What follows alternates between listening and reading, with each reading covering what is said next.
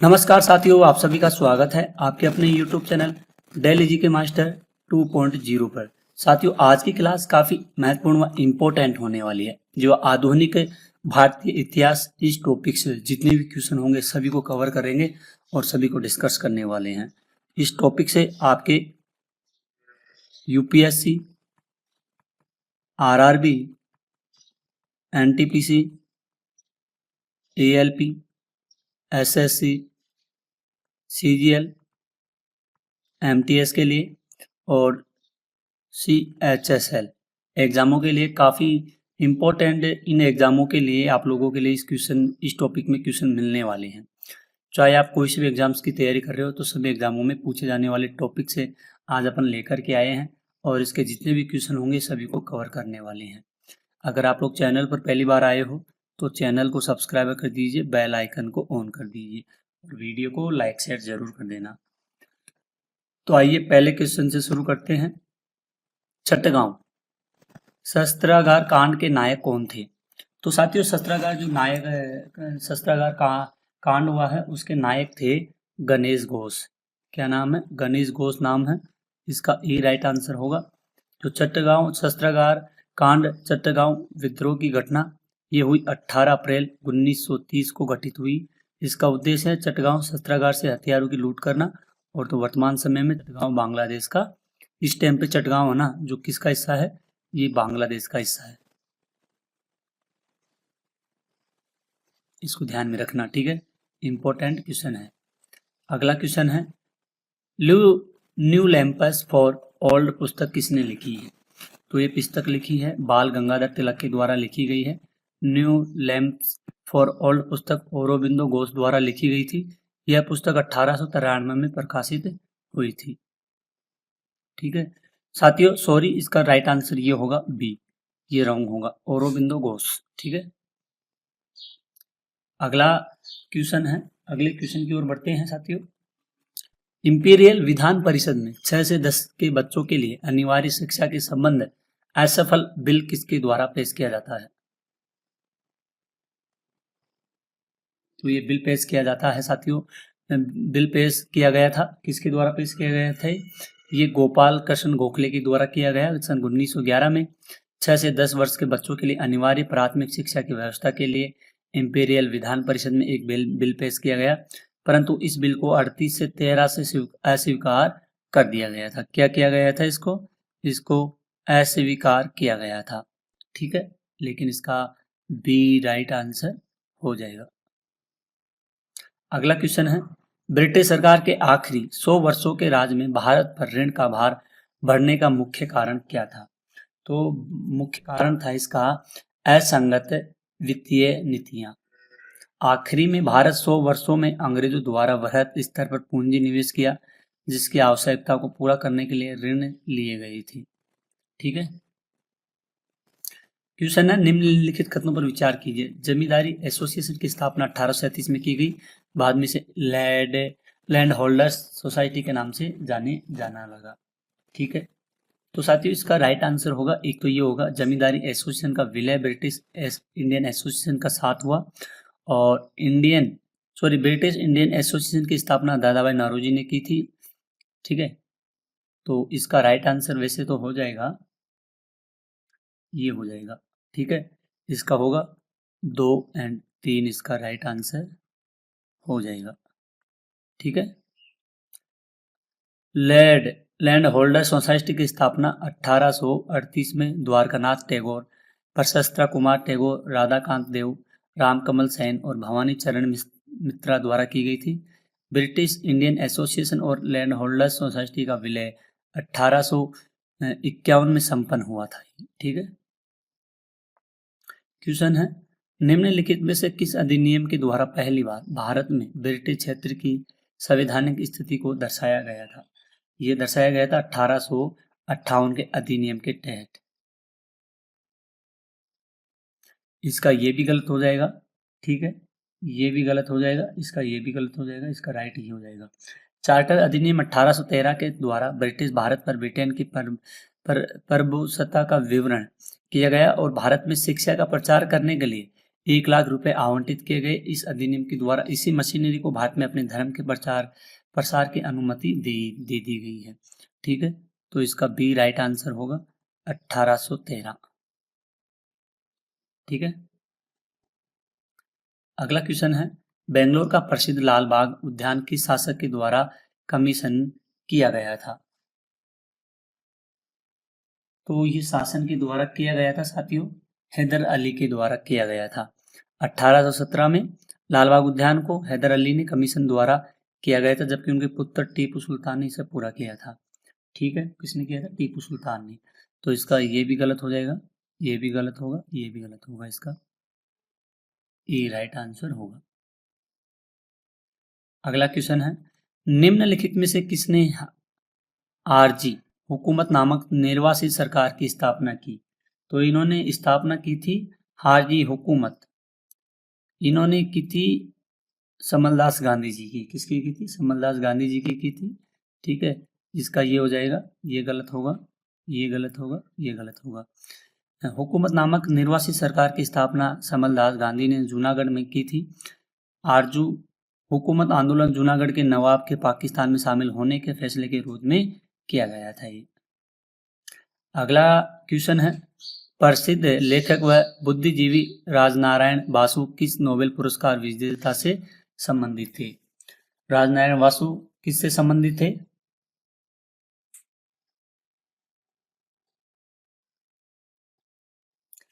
ठीक है, तो ये थे साथियों रविंद्रनाथ टैगोर से। ठीक है, इसको ध्यान में रखना आप लोग, इम्पोर्टेंट क्वेश्चन है ये। राजनारायण बासु बंगाल के प्रसिद्ध लेखक व बुद्धिजीवी थे, गुरुदेव रविंद्रनाथ टैगोर के शिक्षक थे ये। ठीक है, अगला क्वेश्चन है, 1885 में भारतीय राष्ट्रीय कांग्रेस के पहले अधिवेशन की अध्यक्षता किसने की थी? तो ये अध्यक्षता की गई थी वोमेश चंद्र बनर्जी के द्वारा की गई थी। ठीक है, दादा नारोजी ने नहीं की, बदरुद्दीन ने नहीं की, जॉर्ज यूल ने नहीं की। ये भारतीय राष्ट्रीय कांग्रेस का पहला अधिवेशन 28 से 31 दिसंबर 1885 को मुंबई में हुआ। इस अधिवेशन की अध्यक्षता की थी वोमेश चंद्र बनर्जी ने की थी। इस अधिवेशन में 72 सदस्यों ने भाग लिया था। ठीक है, कितने सदस्यों ने? 72 सदस्यों ने इसमें क्या लिया था? भाग लिया था। अगला क्वेश्चन है, सत्य शोधक समाज की स्थापना किसने की? तो इसकी स्थापना की गई थी साथियों,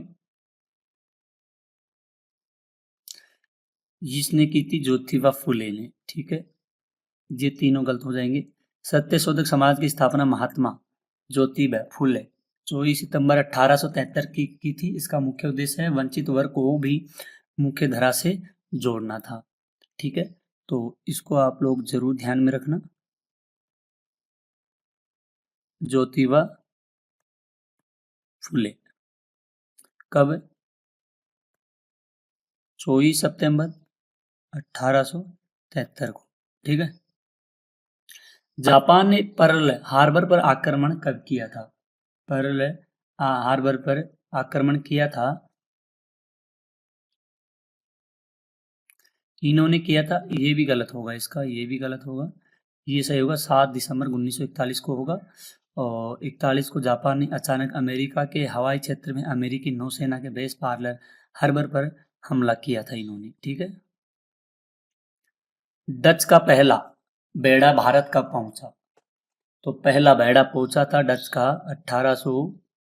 ठीक है, तो साथियों ये पहला बेड़ा पहुंचा था डच का 1498 में पहुंचा था। डच की उपस्थिति में भारत में 16वीं सदी से लेकर 1825 तक भारत में रही डच ने सबसे पहले पुलिकट में स्वयं को स्थापित किया था। कहां पर किया था? पुलिकट में। ठीक है, अगला क्वेश्चन है, निम्नलिखित में से बहादुरी के लिए सर्वोच्च नागरिक सम्मान कौन सा है? तो ये होगा साथियों, सबसे प्रथम श्रेणी में आता है परमवीर चक्र है। ठीक है, इसका बी राइट आंसर हो जाएगा। सर्वोत्तम जीवन रक्षा पदक की स्थापना 30 सितंबर 1961 को की गई। आरंभ में इसे जीवन रक्षा पदक प्रथम श्रेणी कहा जाता था। साथियों सारे क्वेश्चन इंपॉर्टेंट है, एक भी क्वेश्चन एग्जाम ऐसा नहीं जो एग्जाम से बाहर जाने वाला है। रणजीत सिंह व ईस्ट इंडिया कंपनी के बीच अमृतसर की संधि पर किस वर्ष हस्ताक्षर किए गए थे? तो साथियों ये हस्ताक्षर किए गए थे 1809 में। कब किए गए थे? 1809 में किए गए थे अमृतसर की संधि, और अंग्रेजी रणजीत सिंह ने 1809 में हस्ताक्षर किए। इस संधि के द्वारा रणजीत सिंह की विस्तारवादी नीतियों पर अंग्रेजों ने नियंत्रण भी किया था।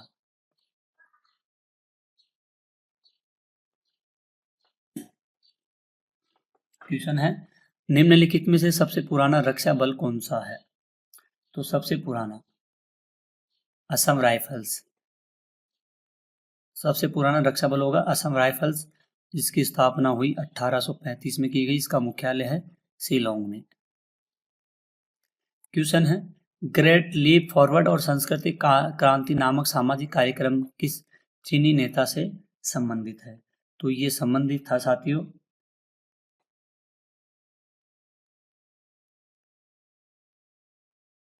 ये था Mao Zedong. Great leap forward आर्थिक एवं सांस्कृतिक मिशन अभियान माओ जेडोंग द्वारा 1958 में से और 1962 के बीच चलाया गया। इसका मुख्य उद्देश्य चीन में औद्योगिकीकरण को बढ़ावा देकर अर्थव्यवस्था को मजबूत बनाना था।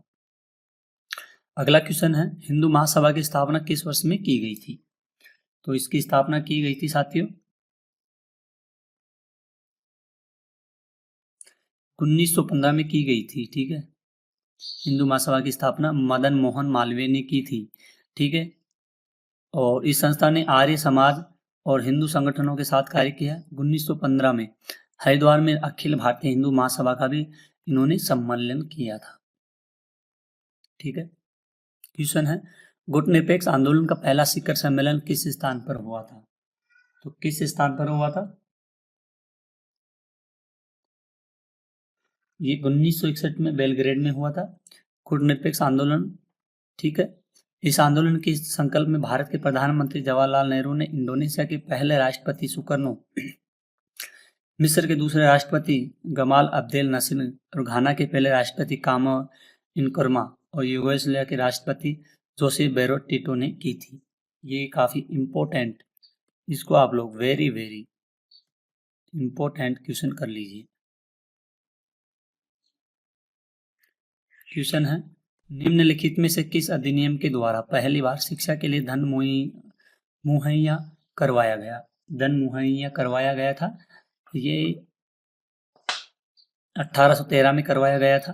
ठीक है, 21 जुलाई 1813 को पारित किया गया। इस अधिनियम के द्वारा कंपनी के व्यापारिक एकाधिकार को समाप्त कर दिया गया था। ठीक है,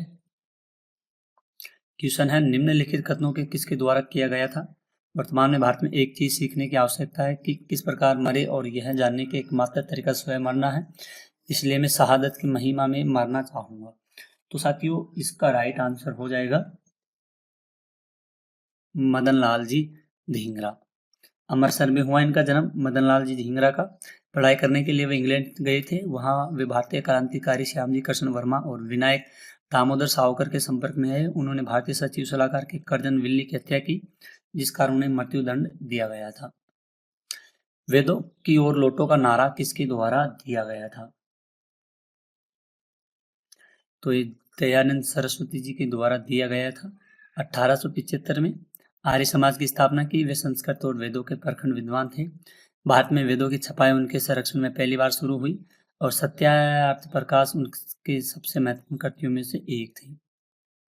प्रसिद्ध विद्यासागर है सेतु किस शहर में स्थित है? विद्यासागर।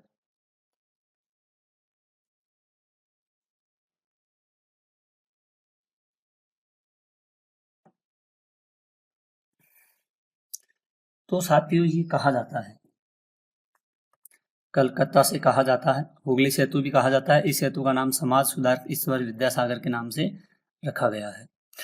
भारिंद्र घोष किस समाचार पत्र से जुड़े हुए थे? तो साथियों जुड़े हुए थे जुगांतर, एक बंगाली क्रांतिकारी अखबार था। इसका स्थापना 1906 में बारिंद्र कुमार घोष, अविनाश चट्टोपाध्याय भट्टाचार्य और भूपेंद्र नाथ दत्ता ने की थी।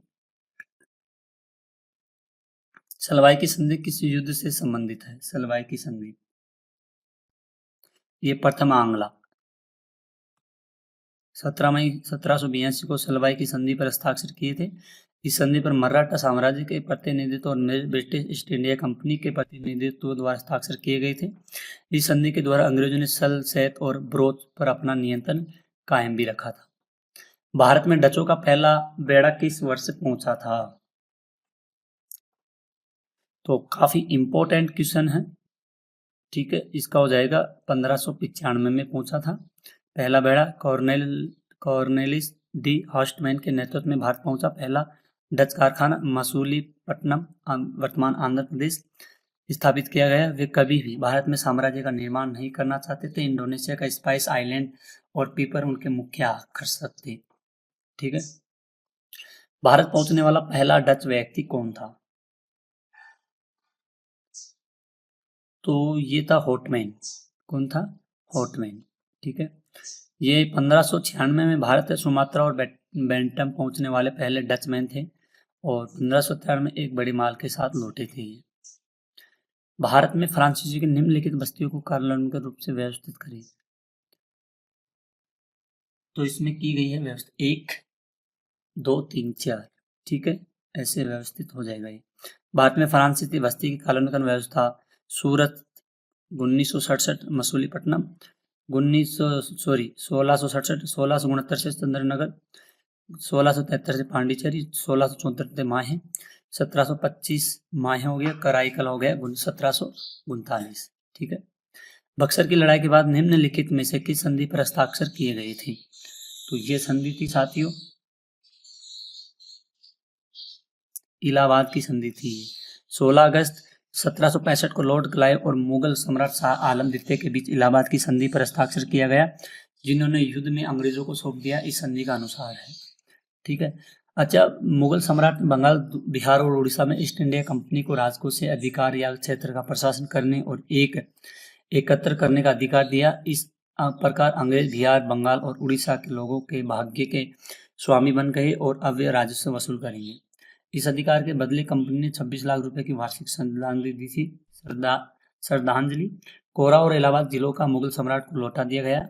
अवध सुदा-उद-दौला को वापस कर दिया गया, लेकिन इलाहाबाद और कोरा उसे ले लिया गया। अवध के नवाब ने अंग्रेजों को युद्ध क्षतिपूर्ति के 53 लाख रुपए का भुगतान किया गया। इस प्रकार क्लाइव ने व्यक्तिगत रूप से उत्तरी भारत के लगभग आधे हिस्से का भाग तय किया। बंगाल, बिहार, उड़ीसा के वित्तीय प्रशासन और उत्तरी सरकार के क्षेत्रीय अधिकार क्षेत्र को भी सरकार को दोहरी प्रणाली कहा गया। तो साथियों, आज के आपके टॉप पूरे 30 क्वेश्चन थे।